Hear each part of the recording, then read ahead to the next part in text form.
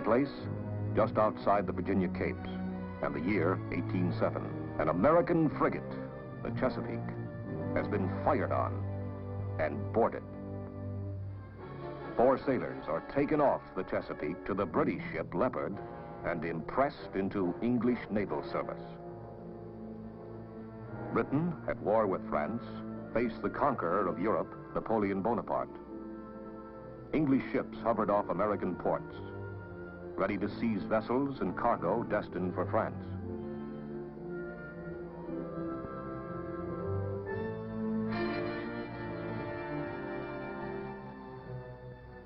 The United States was expanding westward. The Louisiana Purchase in 1803 had doubled the size of the young republic. The Mississippi was now open to its mouth. Down the western rivers went the pioneers.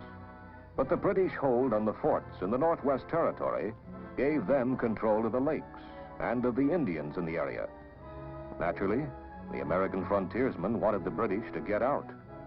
Their spokesman in Congress, the War Hawks, clamored for war. But on the eastern seaboard, far removed from frontier problems, there was less enthusiasm for war.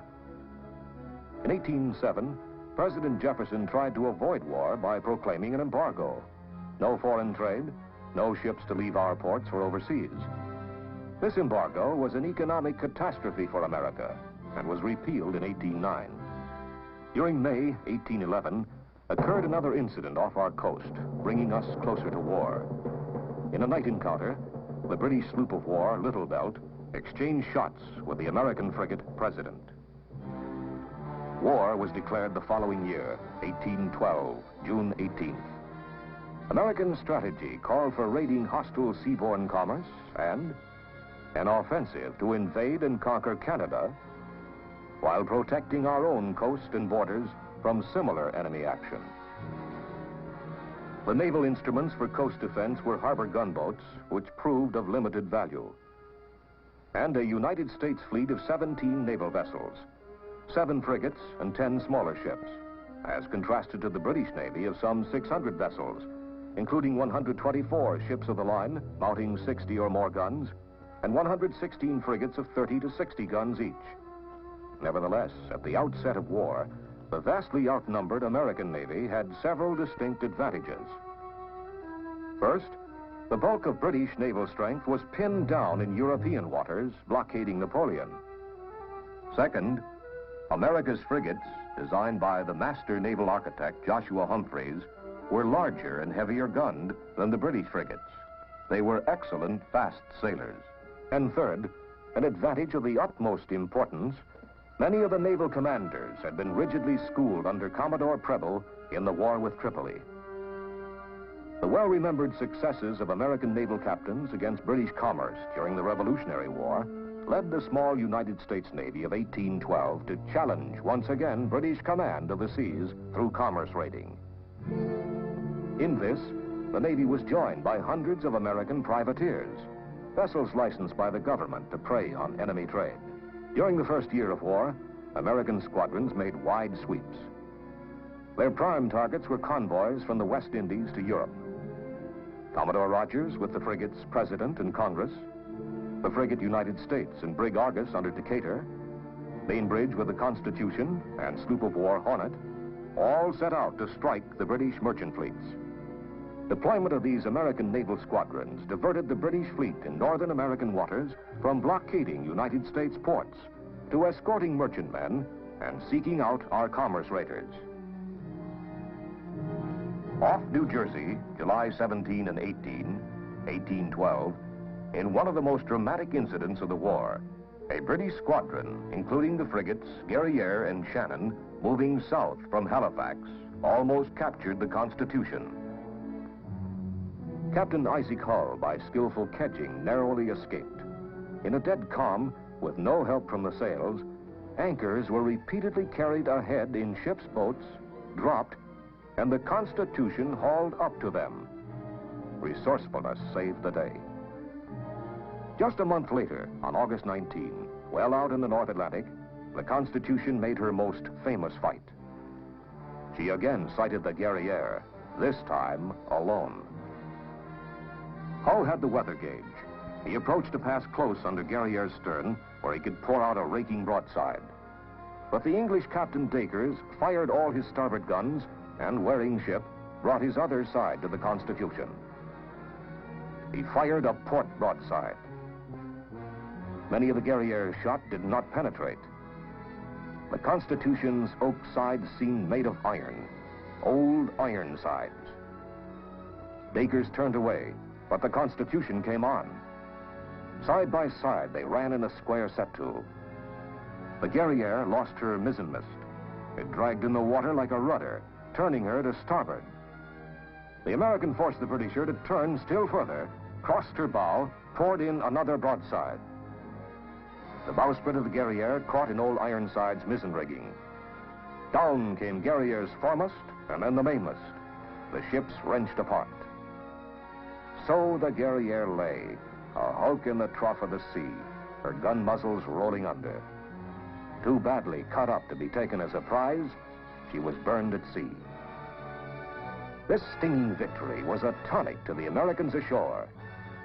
Cheers rang out for Captain Hull. Old Ironsides and a fighting navy. On October 18, 1812, after a spirited engagement, the Wasp captured the British brig Frolic. A week later, 600 miles west of the Canary Islands, the frigate United States met the British frigate Macedonian. Captain Stephen Decatur, by skillful seamanship and accurate gunnery, took the Macedonian and sent her into a New England port. On December 29, 1812, off Brazil, Bainbridge in the Constitution encountered an enemy frigate, the Java, in company with a captured American merchant vessel. Bainbridge fired a shot across the frigate's bow. The Java broke her colors, opened fire, and a battle was joined. The Constitution's wheel was shot away. Bainbridge, though twice wounded, continued in command. Severely punished, the Java was a dismasted and defeated hulk, and like the Guerriere, was destroyed at sea. Off Boston on June 1st, 1813, the American Chesapeake, with a green crew, unwisely sought battle with the crack British frigate Shannon. The day of battle was the first time the Chesapeake's crew had assembled at their stations. She was unready for action. Captain Lawrence, fatally wounded, pleaded in vain, "Don't give up the ship." But demoralization rapidly set in, and the Chesapeake surrendered. In a fiercely fought, evenly matched brig engagement in September 1813, the American Enterprise took the Boxer.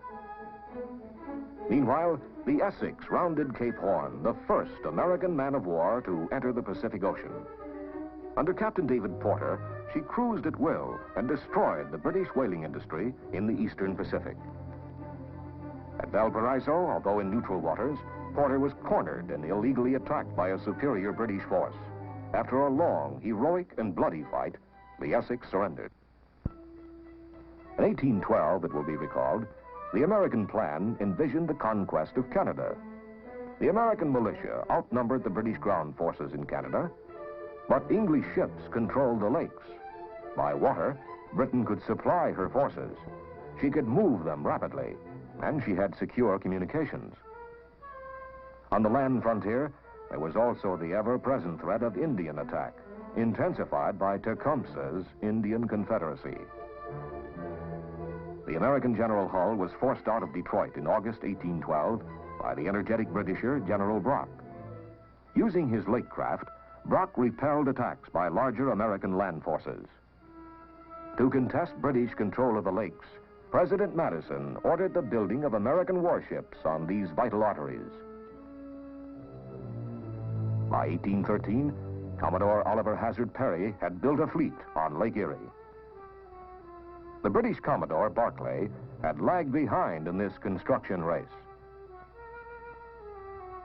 At Malden, Barclay waited for the launching of his most powerful ship, the Detroit. Here, he could protect the fort at Detroit and cover British water communications for land operations against the Americans on the Maumee and Sandusky rivers in Ohio. Perry established himself at Put-in-Bay in a position to sever British communications. On September 10, 1813, Barclay came out to fight. The British to leeward were in column. The Americans stood down on them. Each fleet had 2 heavy ships and one of lesser strength to form a central group. Perry flew his flag in the Lawrence, 20 guns. The Detroit, 19 guns, was Barclay's flagship. Perry closed the distance. He was exposed to fire, which he could return only with his forward guns.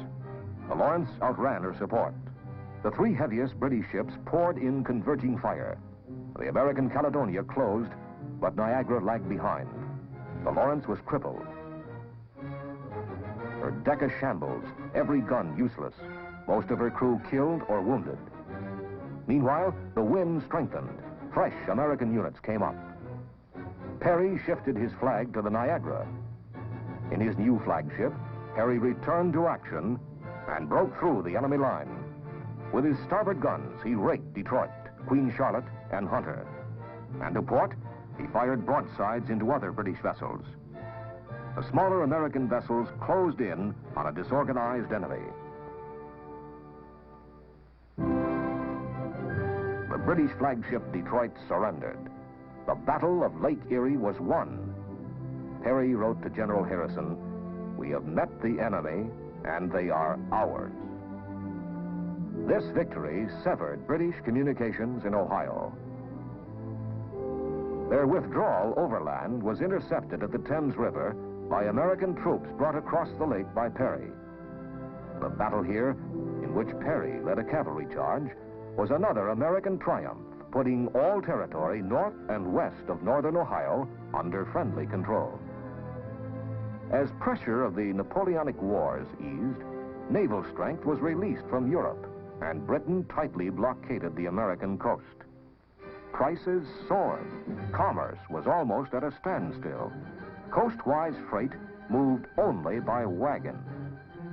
By 1814, British armies composed largely of veterans from European campaigns were sent to America. The United States was to be invaded from the north and from the south. And as a diversion, cities on the seaboard were to be raided and laid waste.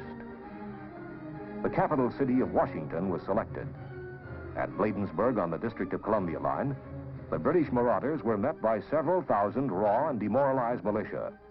The one stout stand was by Commodore Barney's handful of sailors and Marines. Barney's position was overrun. The British entered Washington, burned the Navy Yard, the Capitol, the White House, then retired. The next city scheduled for the torch was Baltimore. Feverish preparations were made to defend this city. The British landed and took the first line of earthworks, but the defenders held, reinforced by Commodore Rodgers and his sailors. All night, the British fleet bombarded Fort McHenry. But the rocket's red glare, the bombs bursting in air, gave proof through the night that our flag was still there. So wrote Francis Scott Key as he watched for the dawn's early light.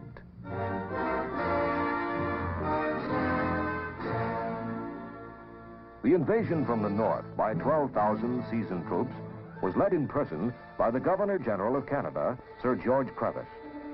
Success of the invasion depended on command of Lake Champlain, since there were no suitable roads, and only that waterway could carry an army's supplies. But the United States controlled these waters. Commodore Thomas McDonough had built an American fleet, which was based at Plattsburgh. The British had also rushed construction of a fleet, including the powerful 37-gun ship Confiance.